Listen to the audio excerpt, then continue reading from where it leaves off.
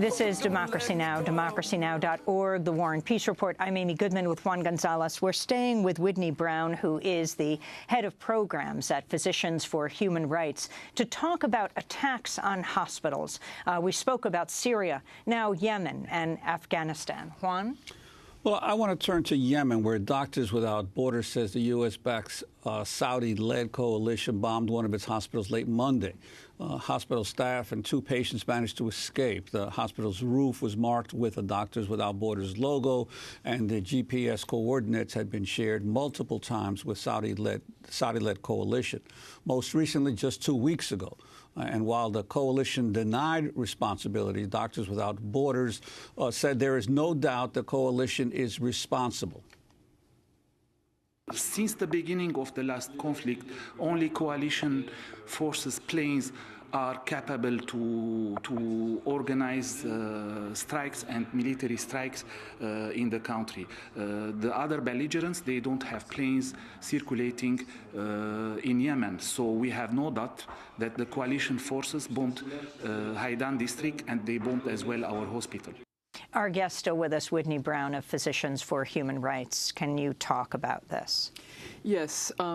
The thing that's so shocking about this is the U.S. has been very strong at condemning the Syrian attacks on hospitals in Syria, yet it's backing the Saudis in Yemen, supplying them with the weaponry just like Russia is in Syria, and ignoring the fact that the Saudis are doing in Yemen everything that the U.S. government's accusing the Syrian government of doing in Syria. In fact, the head of OCHA said that he's seen more devastation in 4 months in Yemen under the Saudi-led coalition attacks than in 4 years in Syria. No, but what about the United States condemns serious actions, and but what about Afghanistan itself, the attack on the Doctors Without Borders facility in Afghanistan, which the United States has apologized for, but still it's unfathomable how it happened. Yes, they've apologized, but from the get-go, they did everything they could to obscure what happened. So the announcement came in that there was an attack on the MSF hospital, and the U.S. government said, well, we were taking fire from the hospital. Then they immediately had to change their tone, and then they said Afghan forces were taking fire, and they were supporting the Afghan forces. Then they said they'd never been given the coordinates, even though MSF operating procedure always is to give coordinates, except for in Syria, where that will get you even more targeted.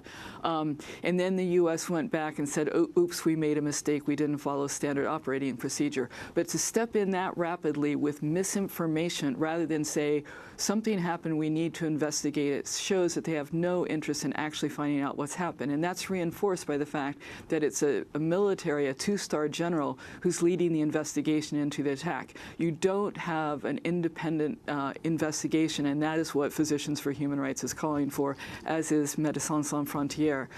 They've actually called for the ICRC, the International Committee of the Red Cross, to activate its international humanitarian fact-finding group, which is a group of international law experts to conduct this investigation. In Kunduz, tell us what is known so far. Afghanistan. Yes. What we know is that the U.S. did strike, and it struck over a period of an hour. Immediately after the first strike, MSF called the military to say, you're bombing our hospital. It continued for at least a half hour after we know that the call was made, saying that this was happening. So the U.S. had to target. The other interesting thing is the U.S. is now acknowledging that they were actually investigating the hospital. They are making the claim that a Taliban operative was working from the hospital. MSF denies that. MSF has no interest in allowing its clinics to become militarized because in some cases militarization of the clinic could make it a legitimate target. The idea that MSF would allow Taliban operatives to operate from the hospital doesn't make any sense. The fact that they were treating Taliban fighters does not militarize the hospital. The doctors have an ethical obligation to treat anybody who needs medical care.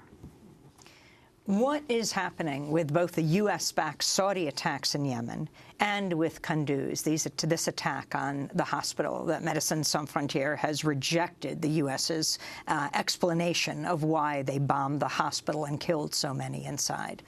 Well, if it's like most U.S. investigations of allegations of war crimes, the U.S. government won't have an arm's-length investigation, and there will be some form of cover-up and denial. In Saudi, there has to be some accountability Saudi. And again, the UN Security Council passed a resolution that enabled the Saudi-led coalition to make those strikes. The U.S. government cannot be a hypocrite. Neither can the U.K. and the French government, who also are criticizing Syria, but not Saudi, and that needs to be addressed.